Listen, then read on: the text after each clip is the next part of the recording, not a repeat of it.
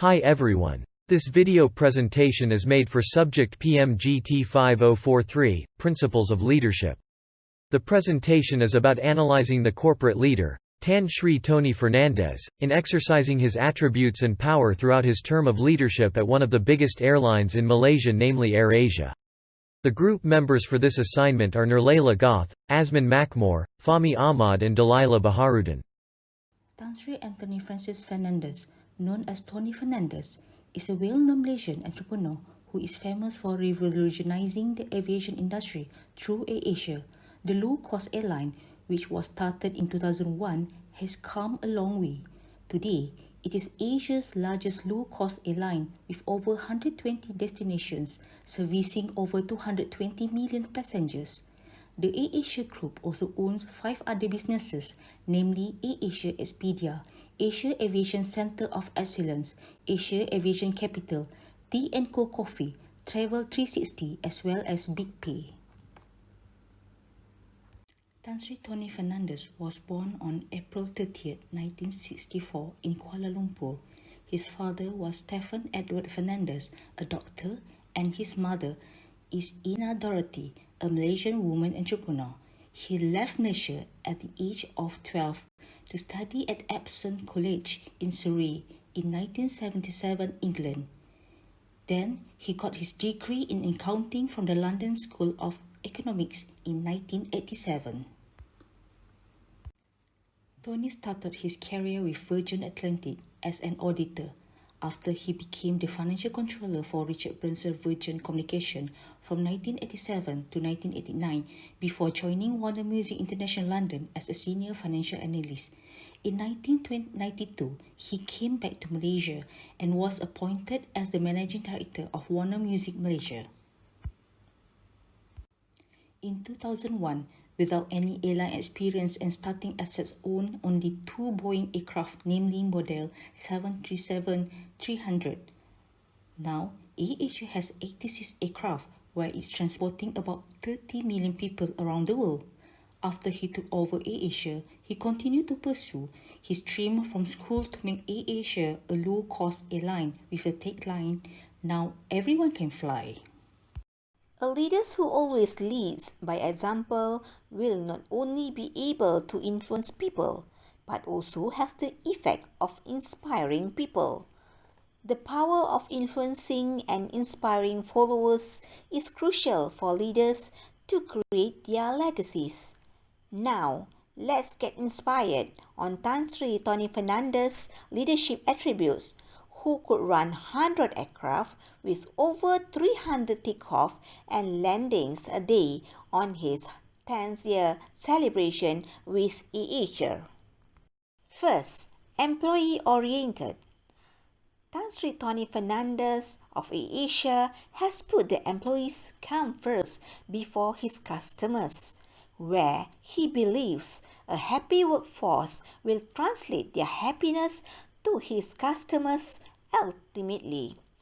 For a leader, it is rarely seeing them connected with their staff on a personal level, and the way he dealt with different problems and issues in AirAsia is amazing. If he discovers there is any mistake with any one of them, he could go and professionally ask them to explain. Second, walk the talk. Tan Sri Tony Fernandes was frequently seen strangely from the inception of AirAsia. Stepping out of his car to his office, which is next to the passenger terminal, he is stopped by clients who wants his autograph and to take a photo with him. He talks to them, carries their bags, checks them in, and walks to the aisles of the plane. Moreover, for a few days every month, he works on the ground or in the flight cabin. He believes that if a leader sits upon his office tower and just look at the paper reports, he is going to go nowhere. A very simple approach known as walk the talk management style. Third, anti-hierarchy. Since the early days of AirAsia, Tan Sri Tony Fernandes is not only a leader and a manager, but he is one of the team also.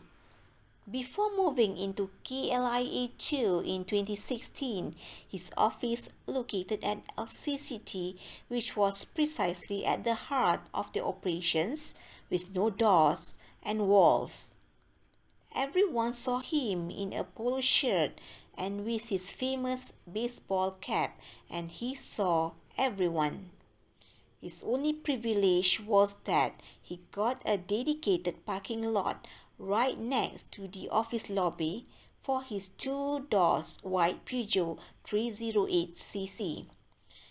He prefers to have a simple workspace sitting together with his surrounding team. Besides, he loves to be at the open-air cafeteria, mingle around with his ground handling staff.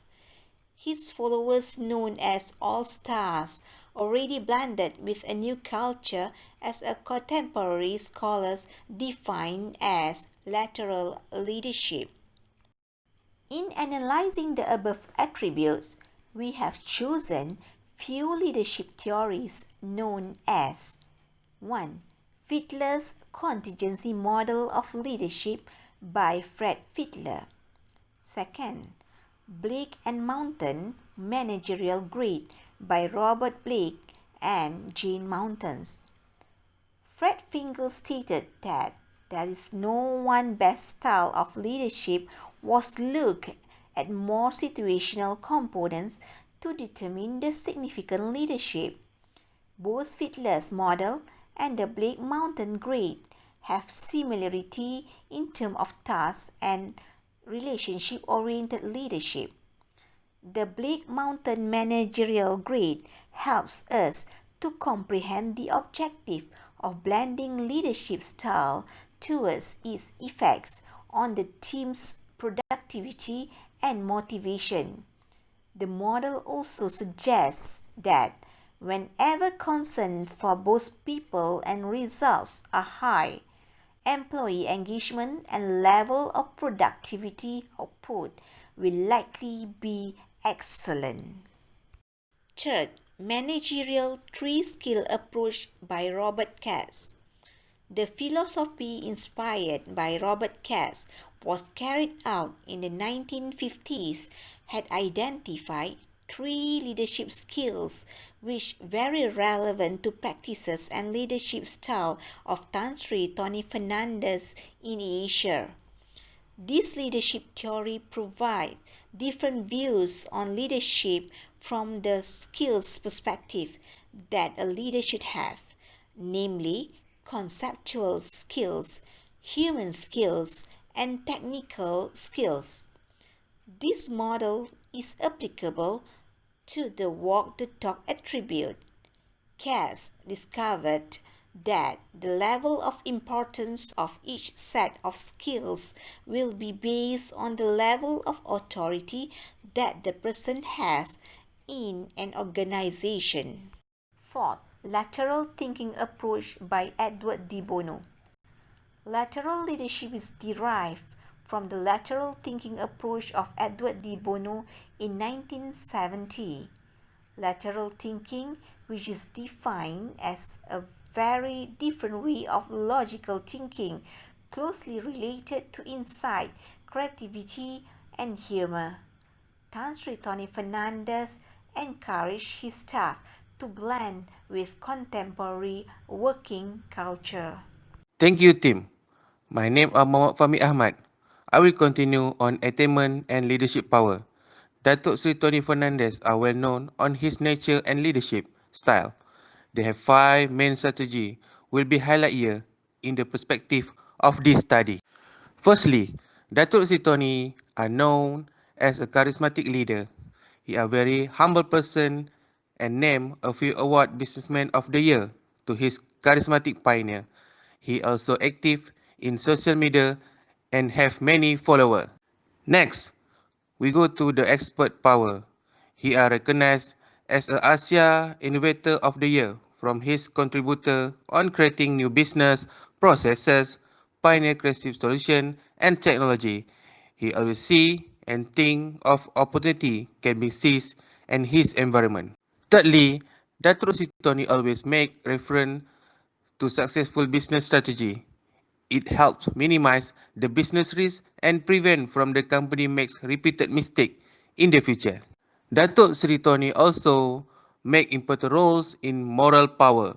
He provide appropriate training and establish corporate culture unit which responsible to inculcating company value to all employee. Last but not least, he also use a reward power strategy and appreciated staff. He provide various incentive and reward to those are contributing to the company accordingly. Next, I will pass to my colleague. In this last part of presentation, we will provide a recommendation of the best practice for each of our group members and how each of our group members can demonstrate the leadership style based on the chosen attributes in our line of duty. Our team members are from various functions in organization, which are from finance, risk management, program management, and project management. In our report, we have explained the details of each member's function, roles, and responsibility to understand further of each member functions. The chosen attribute to discuss is walk the talk. As explained earlier, walk the talk is the leader attribute where the leader will go near to the ground field to get a better understanding of the actual situation. The best practice of walk the talk in finance can be demonstrated by joining the production Gemba in order to get an actual view on the production situation.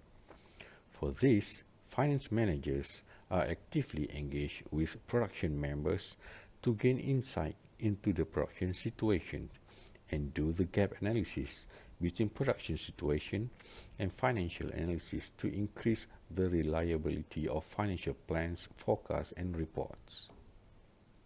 The best practice of walk the talk in risk management can be demonstrated through engagement with risk owners to know in depth for the actual situation on potential risks, which is not only assume and make own judgment.